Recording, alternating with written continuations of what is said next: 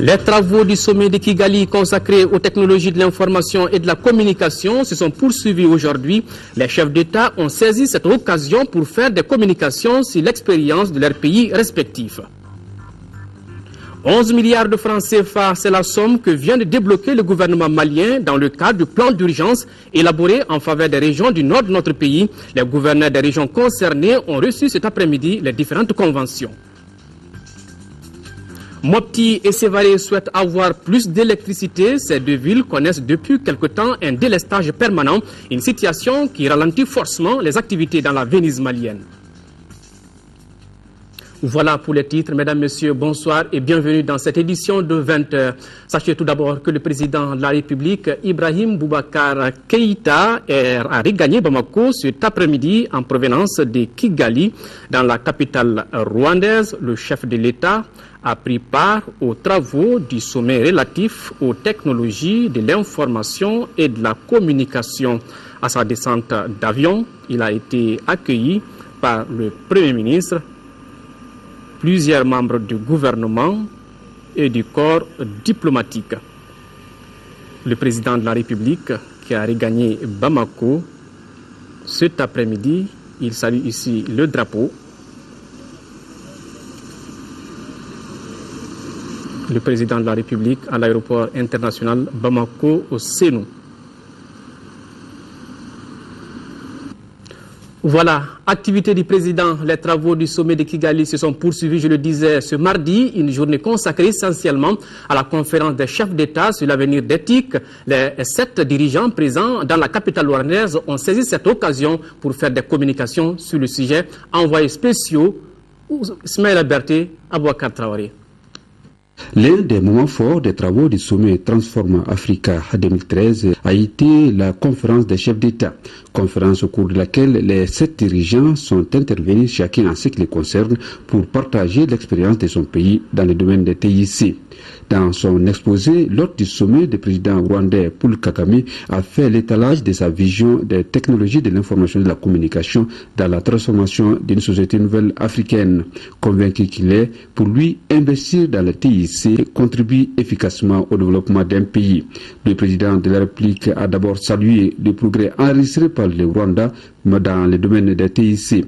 Pour Ibrahim Boubacar Keïta, le voyage du Rwanda a été enrichissant et le Mali est dans le train de la révolution technologique. Comment ne pas le croire aujourd'hui quand on voit ce qui a été fait ici au Rwanda, qui est pour nous tous un espoir. L'espoir que quand la volonté politique est à l'œuvre, l'on peut déplacer les montagnes. Dans un pays vaste comme le Mali, nous avons très vite compris l'importance de ces nouvelles technologies pour nous. Et pourquoi nous avons libéralisé le secteur de la communication au point que il y a 10 ans, même pas qu'il y avait 10% de connexion téléphonique, nous sommes aujourd'hui à près de 92%. C'est quand même un bond énorme. Et nous avons 2 opérateurs téléphoniques. Il y a une 3e licence qui est en débat. C'est à vous dire notre engagement total à faire en sorte que nous soyons de cette nouvelle révolution qui, sans nul doute, a bouleversé et va encore bouleverser le visage du monde. Passer de la révolution de l'accès au TIC à celle de la connectivité à l'Internet haut débit, ceci est un challenge que l'Afrique se doit de relever. Et l'UIT a besoin d'une vision claire des décideurs, déclare son secrétaire général Amadou Touré, qui estime que les enjeux de ce sommet sont innombrables. Comment faire en sorte que le continent africain peut avoir une vision commune et une approche au développement des TIC dans le continent afin de pouvoir en tirer les meilleurs bénéfices, donner des services et applications à tous les utilisateurs, donner des nouveaux services au gouvernement pour que ce soit pour la télémédecine, l'éducation ou l'agriculture. Tous les secteurs ont besoin de TIC. Comment faire en sorte qu'il y aura un investissement par le secteur privé, un investissement dans les infrastructures et un investissement dans les nouveaux services et comment en tirer le meilleur profit. Délivrer l'avenir de l'Afrique aujourd'hui, ce thème du sommet Transform Africa 2013 en dit long sur les ambitions de ses initiateurs à mettre les TIC au service du développement du continent. Les conclusions issues des travaux des experts devront tracer la voie vers la réalisation de cette vision. En marge des travaux, le président de la République, Ibrahim Boubacar Keïta, a visité les mémorials du génocide rwandais de 1994, un moment plein d'émotion et de compassion. Dans le livre vert, Ibrahim Boubacar Keïta a dénoncé la barbarie humaine, ajoutant que le Rwanda ne mérite pas ce sort. Plus jamais ça au Rwanda, a-t-il lancé. Le président de la République, Ibrahim Boubacar Keïta, donc, qui a visité les mémorials du génocide rwandais de 1994. Le contenu à présent de ce décret qui vient de nous parvenir, décret numéro 2013-835 PRM du 28 octobre 2013 portant nomination du porte-parole du gouvernement, le président de la République, vu la Constitution, vu le décret numéro 2013-720 PRM du 5 septembre 2013 portant nomination du Premier ministre, vu le décret numéro 2013-721 PRM du 8 septembre 2013 portant nomination des membres du gouvernement sur proposition du Premier ministre décrète. Article 1er, M. Mahaman Babi, ministre de l'Emploi et de la Formation professionnelle, est nommé porte-parole du gouvernement cumulativement avec ses fonctions. Article 2, le présent décret sera enregistré et publié au journal officiel. Je vous le disais en titre, le gouvernement malien vient de débloquer 11 milliards de francs CFA pour la réalisation des infrastructures dans les régions du Nord. Ce geste s'inscrit dans le cadre du plan d'urgence élaboré en faveur de ces régions durement frappées par la crise sécuritaire de 2012. Les conventions ont été remises cet après-midi aux 4 gouverneurs des régions concernées. Il s'agit de Kidal, Gao, Tombouctou, Mopti et Ségou. L'exécution de ce programme vise à accélérer les retours de l'administration dans les régions Nord et favoriser le vivre ensemble. Compte rendu, Mohamed Diara. C'est un acte très important du gouvernement en faveur des populations des régions nord du Mali et d'une partie de la région de Ségou. Cette remise aux agences d'exécution des travaux consacre le démarrage officiel du plan d'urgence de réhabilitation des édifices détruits par les terroristes qui avaient occupé ces régions pendant plus d'1 an. Donc ce programme a été jugé important par le gouvernement dès son installation. Une première évaluation en avait été faite déjà à la fin de la transition par les services du ministère de l'administration territoriale. Une estimation qui allait au-delà de 100 milliards de francs CFA. Mais depuis, il y a eu des actions pour prendre en charge une certaine partie de ce qui était envisagé. Il y a eu également des arbitrages multiples, il y a eu des interventions des partenaires, il y a eu des interventions de l'État. Et les services techniques du ministère du Plan ont réexaminé à la baisse ce programme et ont ramené les coûts aujourd'hui à 25 milliards qui constitue, à notre avis, le minimum indispensable pour que l'administration puisse fonctionner normalement. Les inscriptions ont été faites au budget d'État pour 11 milliards de francs CFA pour cette année. Le reste du montant sera débloqué en 2014. L'exécution de ce programme doit favoriser le retour de la paix et de la stabilité. Outre cela, ce sont toutes les activités de développement qui vont reprendre de plus belle, de quoi réconforter les gouverneurs des régions bénéficiaires. Le programme d'urgence pour la relance du développement des régions du Nord constitue pour nous une grande opportunité. Il procédera à la réhabilitation des infrastructures endommagées et à la mise en œuvre des projets et programmes d'investissement initiés au niveau local dans les secteurs de production et des infrastructures pour le désenclavement. Les agences d'exécution des travaux par la voie de leur porte-parole mesurent l'immensité de la tâche qui les attend, mais rassurent tout de même. Et nous engageons à faire de tout notre possible pour être à hauteur des souhaits. Monsieur le ministre, comme vous le savez, les agences se basent sur le secteur privé, les bureaux d'études et les entreprises.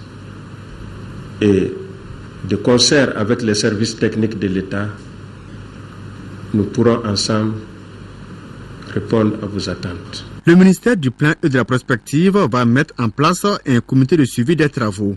L'exécution de ce programme est une composante du PDA-RN, qui est le programme de développement accéléré des régions du Nord. Le président de la Cour constitutionnelle du Mali a l'honneur de porter à la connaissance des citoyens, des candidats à l'élection des députés à l'Assemblée nationale, des partis politiques, du président de l'Assemblée nationale, du ministre de l'administration territoriale, du président du Comité national de l'égal accès aux médias d'État, du président de la Commission électorale nationale indépendante et du délégué général aux élections, qui est l'audience solennelle de proclamation de la liste définitive des candidats à l'élection des députés à l'Assemblée nationale, scrutin du 24 novembre 2013 aura lieu le jeudi 31 octobre 2013 à partir de 16h au siège de l'institution sise à l'ACI 2000. Les personnalités et structures concernées, les médias d'État et la presse privée y sont conviés. Cet autre communiqué, le ministre de l'administration territoriale a l'honneur de convier les responsables des partis politiques à une réunion du cadre de concertation administration territoriale partis politiques. La dite réunion aura lieu le jeudi 31 octobre 2013 à 15h dans la salle de réunion du gouvernorat du district de Bamako. Hors du jour de cette rencontre, information sur l'état des préparatifs des élections législatives du 24 novembre 2013. Le ministère de la Réconciliation nationale et du développement des régions du Nord informe les partis politiques de la tenue le 1er et 2 novembre 2013 des assises nationales sur le Nord au Centre international de conférence de Bamako. À cet effet, il sollicite la participation massive des partis politiques à cet important événement national. Les termes de référence des dites assises peuvent être retirés au ministère de l'administration territoriale au niveau du chef de cabinet du dit ministère. Le ministère de la Réconciliation nationale et du développement des régions du Nord compte sur la participation des uns et des autres et attend d'eux une forte mobilisation. Plus de 350 millions de francs CFA, c'est la valeur de médicaments que la Chine met à la disposition du gouvernement malien. Il s'agit de médicaments destinés à lutter contre le paludisme. La cérémonie de remise a eu lieu cet après-midi au ministère de la Santé. Reportage Alpha Maïga. Ces moustiques sont à la base du paludisme. Le paludisme, une menace pour la santé et la vie. Et c'est pour apporter son appui afin de lutter contre le fléau que la République populaire de Chine vole au secours du gouvernement malien. Le gouvernement chinois a fait don des médicaments et des matériels médicaux antipaludiques à hauteur de 360 millions de francs CFA au gouvernement malien. Cela démontre à suffisance la sincère volonté de la partie chinoise d'aider le peuple malien dans la lutte contre le paludisme et d'élever le niveau de soins médicaux au Mali. Cet important don, produit et matériel de lutte contre le paludisme vient à point nommé pour un pays qui sort de la crise et pour lequel la lutte contre le paludisme constitue une priorité. Pour ma part, je puis vous assurer que le meilleur usage sera fait de ce don. Il faut souligner que cette coopération est une manifestation des très bonnes relations entre le Mali et la Chine. 90 ans d'indépendance pour la Turquie. À cette occasion, sa représentation diplomatique au Mali a organisé une réception. Depuis quelques années, ce pays multiplie les actions de coopération avec le Mali, surtout dans le domaine de l'éducation, de la santé, aussi de l'humanitaire. Aïssata Ibrahim Maïga. Berceau de nombreuses civilisations, la Turquie a célébré hier le 90e anniversaire de son indépendance. Fondée au début du XIVe siècle, c'est la Première Guerre mondiale et la défaite turque qui précipitent l'effondrement de l'Empire ottoman. Le nationaliste Mustafa Kemal lance alors la lutte pour l'indépendance qu'il proclame en 1923. Aujourd'hui, nous sommes fiers d'être dans la 90e année maintenant pour notre pays, parce que notre pays veut être un exemple pour tous les pays qui ont eu une période très difficile. La Turquie, qui a adhéré au Conseil de l'Europe depuis 1949, est aussi membre de l'OTAN. Au Mali, elle intervient dans divers domaines, dont l'humanitaire, l'éducation ou la santé. Nous avons signé un plan d'action avec le Mali pendant la visite du ministre des Affaires étrangères en Turquie. Cet plan d'action couvre tous les domaines où on peut coopérer avec le Mali. Étaient présents à cette 90e anniversaire de l'indépendance de la Turquie plusieurs membres du gouvernement, des diplomates accrédités au Mali et des hommes d'affaires maliens. La cérémonie a été agrémentée par ce groupe de jeunes du Collège Horizon qui a interprété une danse folklorique turque. Direction le nord de notre pays, la ville de Gao a une fois de plus reçu des tirs de roquettes à 400 mètres du côté est de l'aéroport de Gao. Sur les 3 roquettes, 2 ont explosé mais sans faire de dégâts. Mais pour aller ensemble dans la lutte contre ce phénomène, le commandant en seconde du PC de l'opération Maliba, colonel Abdraman Babi, appelle à la vigilance. Il est au micro de Boubacar Bablé Touré. Nous avons assisté à des tirs dans la périphérie de Gao. Il s'agit encore une fois d'attaques terroristes. Avec nos partenaires de l'opération Serval, nous sommes en train de préciser les provenances des tirs et c'est pour dire encore une fois que le danger terroriste n'est pas écarté. Donc le colonel commandant la zone aussi avec ses troupes ainsi que les renforts au niveau du PC Théâtre, nous sommes en train de travailler encore une fois avec les partenaires Serval, la milice aussi est impliquée pour essayer vraiment d'en savoir davantage pour sécuriser l'environnement. Le message ici, c'est vraiment encore une fois, on en appelle à la population pour dénoncer encore une fois tous ces terroristes qui se cachent au sein des populations et qui profitent de quelques absences pour venir poser des actes criminels. Donc encore une fois, que la population comprenne bien que les forces armées maliennes, avec leurs partenaires, l'opération Serval, la milice, sont là pour leur sécurité et la sécurité de leurs biens. Et il est vraiment important que quand il y a vraiment des éléments à dénoncer, que ces populations n'hésitent pas. C'est comme ça que nous allons réussir à éradiquer ensemble cette menace terroriste qui est capable, comme vous l'avez vu, de surprendre et de vraiment de poser des actes d'une gravité indescriptible. Aujourd'hui, nous avons été chanceux, mais pour ne pas être victime des aléas, chance ou pas chance, nous demandons encore une fois aux populations de nous accompagner parce que sans leur soutien, nous ne pouvons pas réussir seuls en dénonçant encore une fois ces individus suspects qui sont dans leur localité, dans leur village, dans leur maison, pour que la justice vraiment puisse prendre cela en compte. Dans le même registre, la Commission nationale de prolifération des armes légères et des partenaires tiennent un atelier de réflexion pour harmoniser les textes relatifs au port des armes de petit calibre avec la convention de la CEDEAO. C'est Adama Koumali qui nous en parle.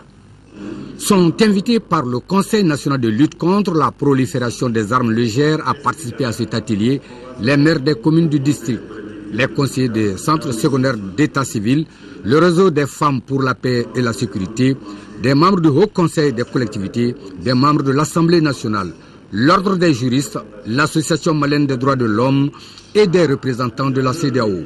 Ces invités vont réfléchir sur comment réduire le port d'armes de petit calibre par tout le monde. Il est important de coordonner et centraliser toutes les énergies pour accroître l'efficacité de la lutte commune engagée contre la prolifération et la circulation illicite des armes légères et de petit calibre. Le secrétaire général de la présidence d'ajouter que le phénomène qui est aujourd'hui planétaire a sa solution dans la coordination des actions menées par les pays.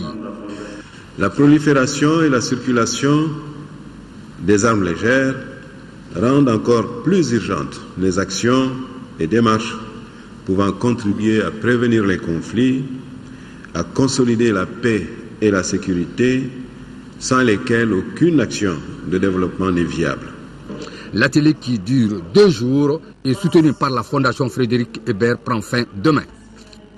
Sur un tout autre plan, lancement ce matin par visioconférence de la 4e édition du prix Abdoulaye Fadiga par la promotion de la recherche économique.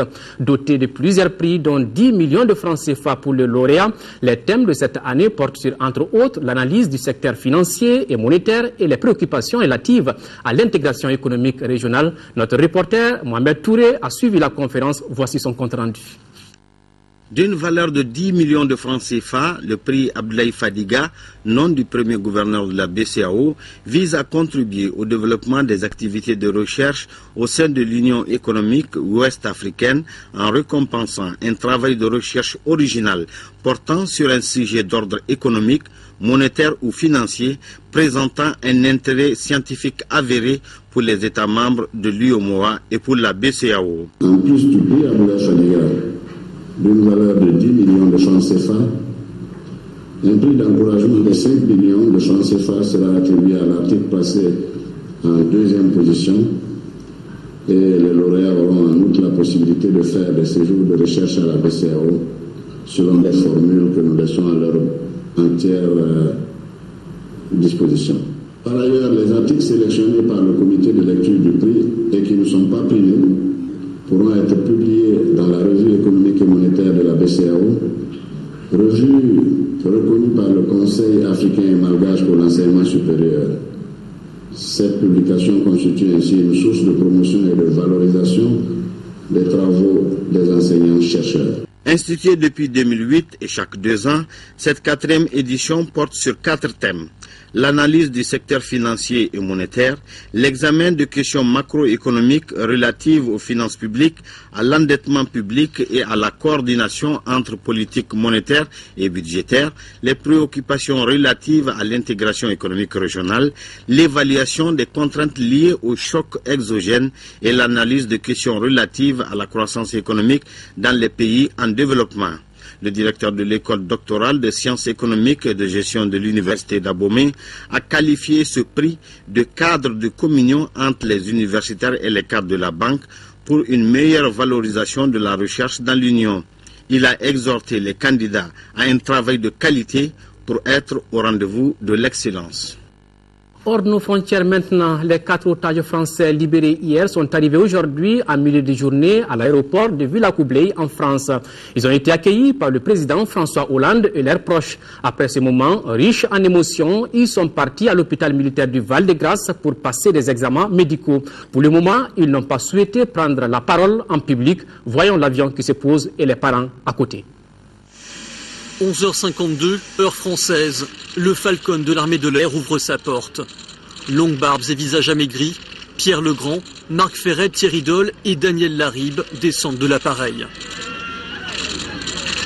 Larmes de joie ou grand sourire, l'émotion des retrouvailles est intense. Sur le tarmac, le président François Hollande est venu accueillir les ex-otages. 3 ans d'épreuves, d'attente, de souffrance. Ils sont non seulement des hommes qui ont subi ces moments, mais ce sont de grands citoyens français. Je veux exprimer la gratitude de la France à l'égard du président du Niger, M. Issoufou. C'est lui, avec ses équipes, qui a pu faire les tractations nécessaires. Encore choqués, aucun des 4 ex-otages n'a souhaité s'exprimer pour le moment.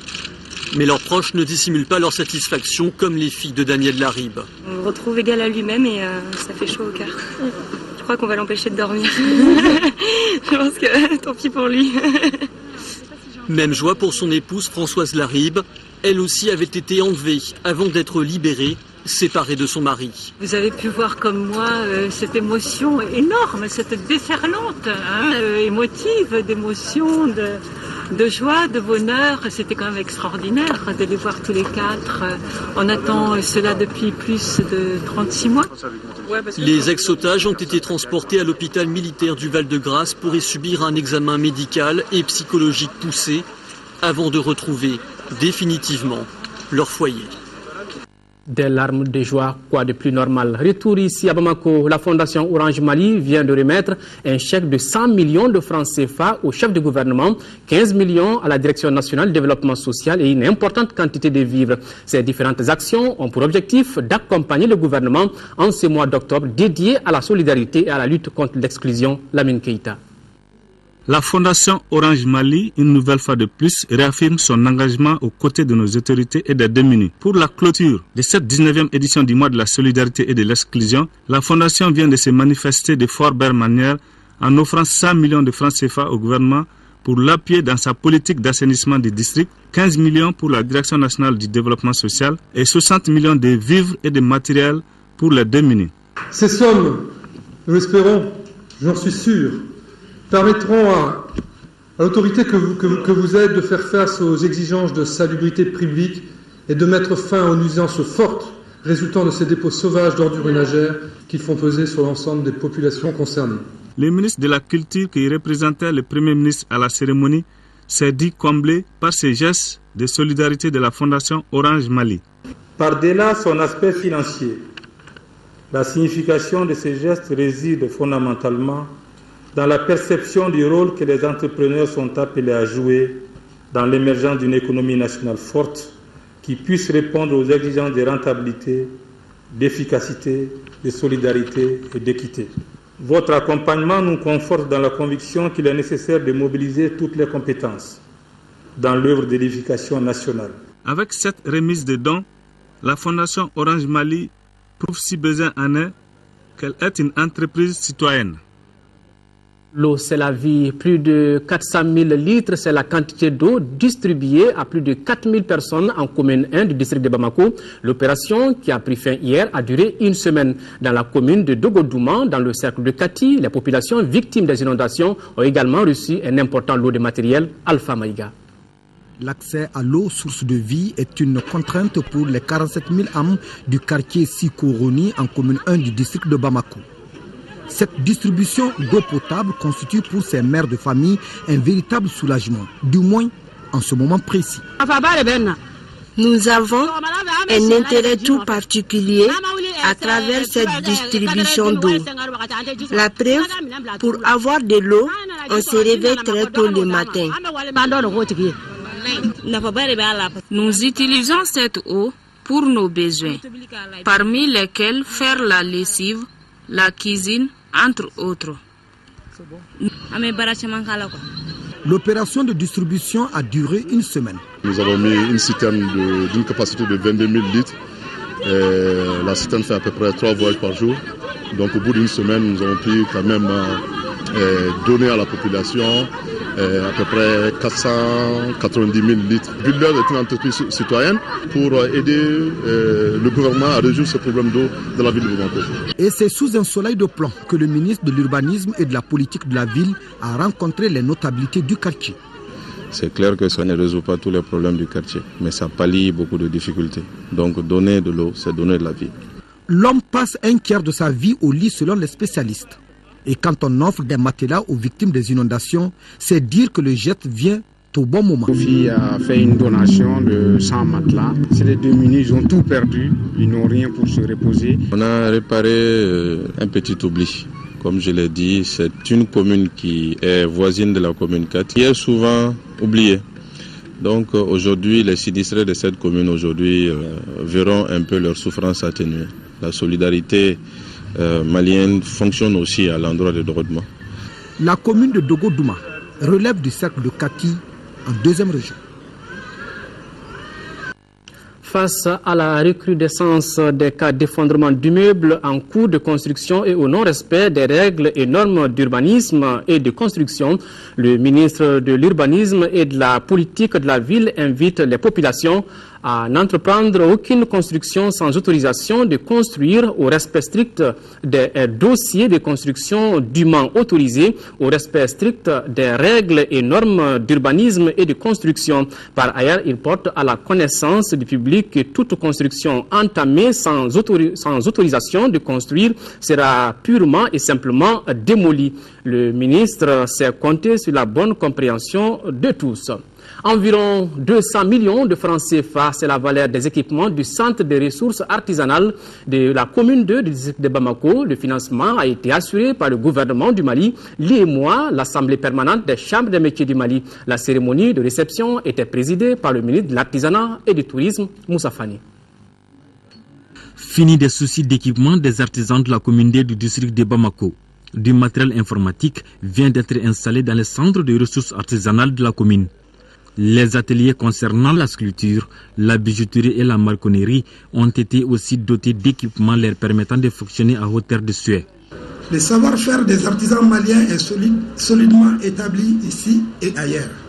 En attestent tous les prix et trophées remportés à l'occasion de diverses manifestations et compétitions à travers le monde. Je prends l'engagement qui sera fait un bon usage des équipements que nous allons recevoir. Financé à environ 200 millions de francs CFA avec une contribution d'un montant de 190 millions de francs CFA de l'Union monétaire ouest-africaine UEMOA. Le centre devra augmenter la productivité. Il doit également améliorer les conditions de travail des artisans maliens. L'artisanat, vous le sentez bien, c'est la soupape de sécurité, c'est le facteur émergent de résilience de nos cultures face au chômage, face aux difficultés de la vie quotidienne. Les hautes autorités de notre pays, le Mali, ont décidé de promouvoir le développement de ce secteur par l'exploitation rationnelle de ses potentialités en vue de créer des emplois durables et d'accroître les revenus pour contribuer à la réduction de la pauvreté. Le ministre a également exhorté les artisans à une bonne gestion des équipements. La cérémonie a pris fin par la visite des différents ateliers du centre. D'un appui à un autre, l'Association pour le progrès et la défense des droits des femmes, APDF, vole au secours des femmes déplacées du Nord. Elle vient de faire un don d'équipement de savonnerie. Auparavant, les bénéficiaires avaient suivi une formation Sokona Kamisoko. Elles sont au total une vingtaine de femmes déplacées du Nord et de Kati Heremakono à bénéficier de cet appui de l'Association pour le progrès et la défense des droits des femmes maliennes, APDF. Composée d'équipements de savonnerie et de teinture, cette donation fait suite à une formation suivie par les bénéficiaires dans les domaines concernés. Pour la présidente nationale de l'APDF, Fatoumata Siré Diakité, le geste s'inscrit dans le cadre du projet Maison d'accueil et d'hébergement des femmes et des filles victimes des violences basées sur le genre. Le projet vise à contribuer à la prise en charge des femmes et des filles déplacées, victimes de violences ainsi que celles détenues dans les milieux carcéraux et à leur insertion socio-économique. Pour 120 femmes, on a déjà formé plus de 160 femmes ici et à Mopti. Vous avez la responsabilité de former d'autres sœurs qui n'ont pas eu la chance de bénéficier de cette formation-là. Conscient de son engagement à défendre et promouvoir les droits des femmes, l'APDF a développé un projet visant à assurer l'accueil, l'hébergement et la réinsertion socio-économique des femmes et filles victimes des recherches sociales suite au conflit. ONU Femmes est heureux de vous accompagner dans cette noble mission. Les bénéficiaires, après avoir salué ce élan de solidarité, ont promis de faire bon usage des équipements reçus. Ce que l'APDF vient de remettre aux femmes de Dilé leur permettra désormais de récupérer à peu près tout ce qu'elles ont perdu. L'action de l'Association pour le progrès et la défense des droits des femmes a été possible grâce à l'accompagnement d'ONU Femmes et du Royaume des Pays-Bas. Lancement ce matin à Lambila, dans le cercle de Kati, d'un projet de gestion des ressources naturelles mis en œuvre par l'ONG Le Tonus. Les activités du projet couvrent 100 000 habitants de 107 villages de 9 communes rurales. Ce projet était financé à hauteur de 318 millions de francs CFA par le partenaire allemand Misselor Moïse Traoré. Le projet de gestion des ressources naturelles est financé à 318 millions, dont 287 du partenaire allemand Musereor. Les activités couvrent 100 000 habitants de 107 villages de 9 communes du cercle de Kati. Le projet gestion communautaire des ressources naturelles dans le cercle de Kati est une réponse à la double problématique de l'insécurité alimentaire, mais également de la gestion transparente et durable des ressources naturelles, dont les ressources foncières dans les cercles de Kati. Les communautés mettront elles-mêmes en place des mécanismes locaux qui réglementeront le passage des animaux et qui limiteront le bradage des terres. Dans cet axe, un accent particulier sera mis autant sur la formation et la bonne communication que sur la dotation des brigades chargées de faire respecter les conventions qui seront conclues. Le président du conseil de Sèvres de Kati se réjouit que le projet réponde aux préoccupations majeures du gouvernement. Outre un chèque pour l'achat d'ânes, les producteurs agricoles se voient répartir 107 charrettes, 107 brouettes, des pulvérisateurs et autres équipements agricoles.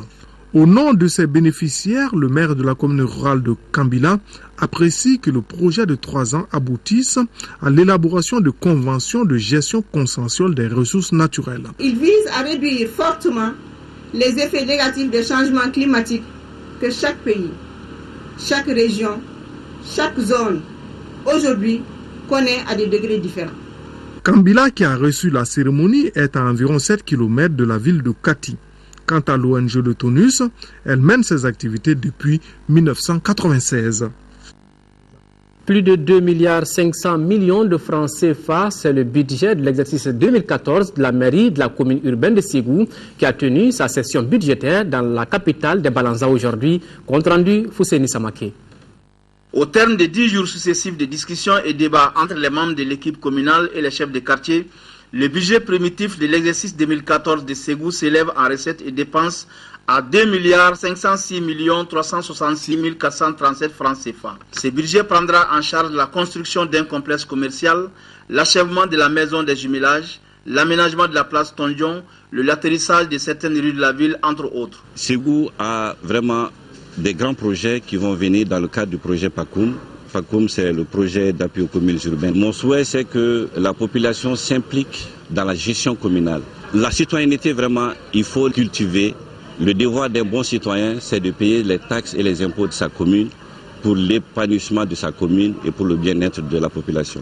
L'exécution du budget 2013 a rencontré des difficultés liées à la crise sécuritaire et au non-paiement des taxes. La mairie a sa part là-dedans, la population a sa part là-dedans. La mairie, sa part, c'est quoi? C'est de travailler en communion. La mairie, à elle seule, n'a rien sans la population.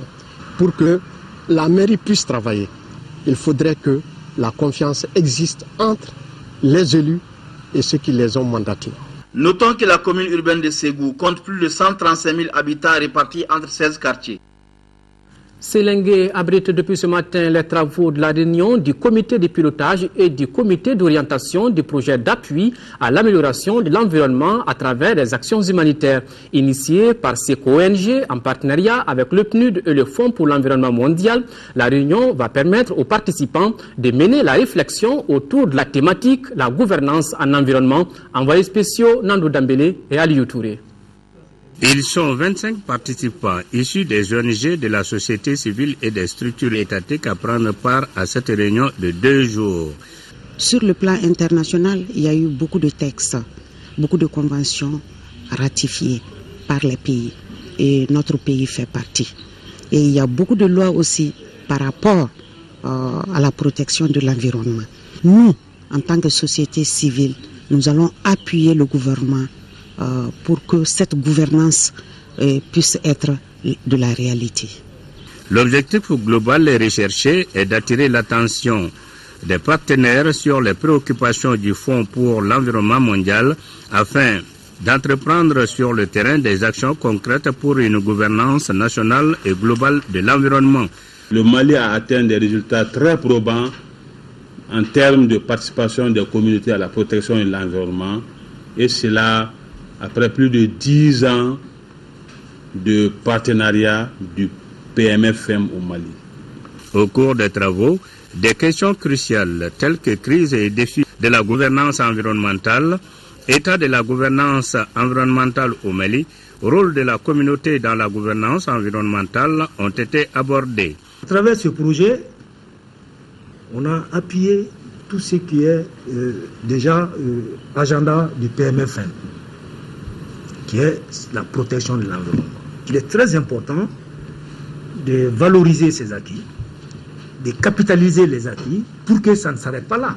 La prise en compte de la gouvernance environnementale dans les projets de protection de l'environnement, l'adoption des approches de la gouvernance environnementale dans l'élaboration des plans et politiques de protection de l'environnement sont entre autres résultats attendus. Autre grand titre de cette édition, en 5e région, je vous le disais, les populations de Mopti et Sévaré souhaitent avoir de l'électricité permanemment. Le délestage durant la journée entraîne des désagréments dans plusieurs secteurs d'activité. Par exemple, de nombreux menuisiers métalliques sont obligés de travailler jusqu'à des heures tardives. Mopti dans l'obscurité, un reportage de Moustapha Doumbia. Les villes de Mopti et Sévaré sont confrontées depuis quelques mois à un problème d'accès à l'électricité.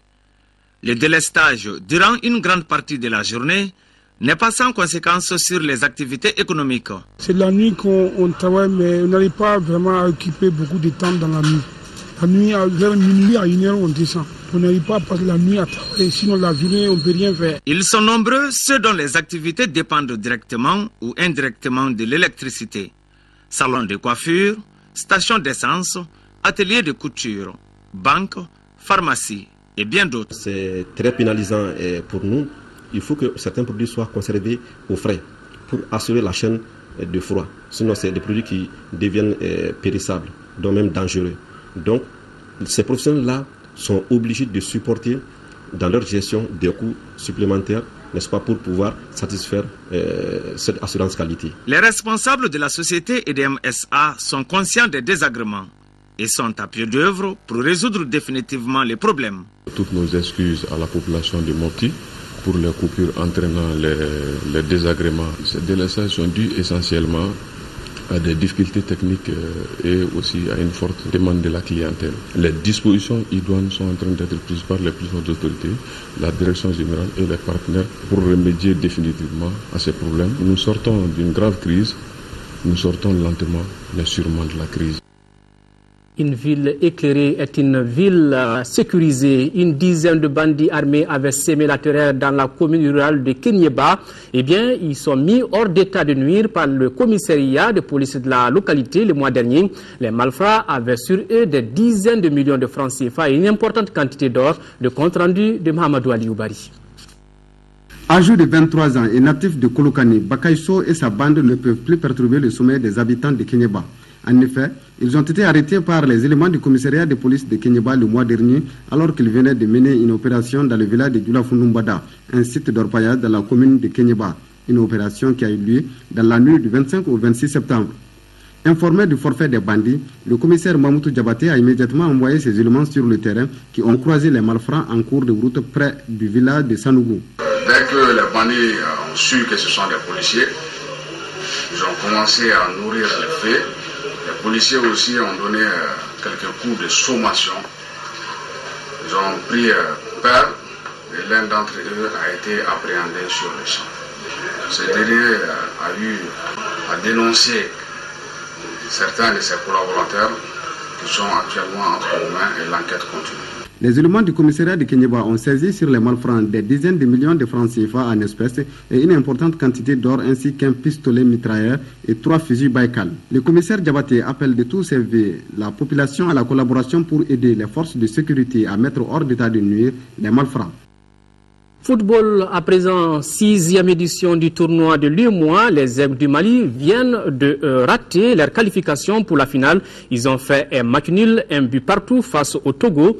Djibril Dramé et ses protégés se sont rendus à Abidjan avec beaucoup d'ambition, mais ils ont raté une occasion de voir leur première consécration dans ce tournoi. Le résumé de la rencontre avec Ousmane Dao.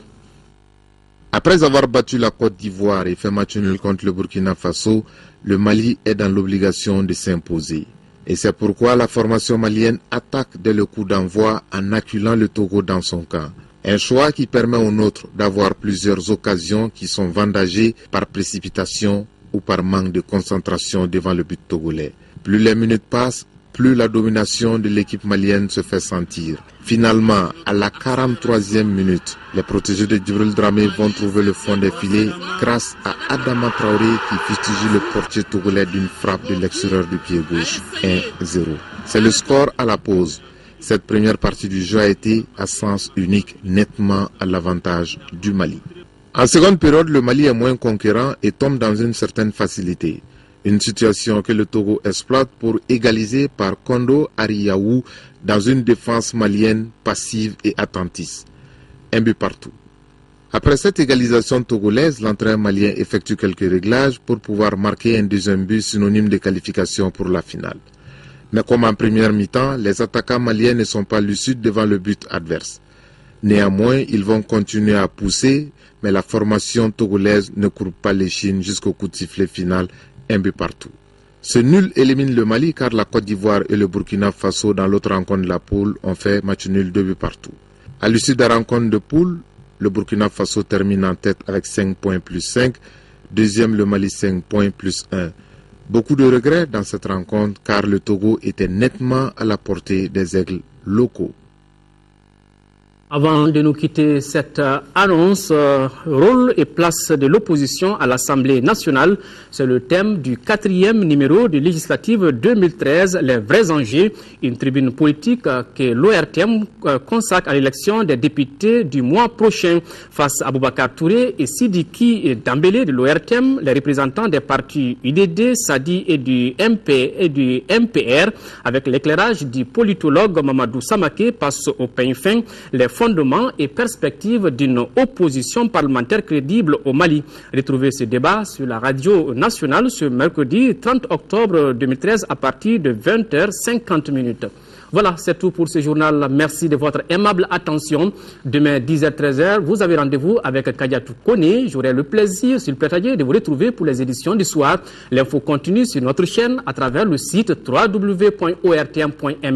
Au revoir et qu'Allah bénisse le Mali.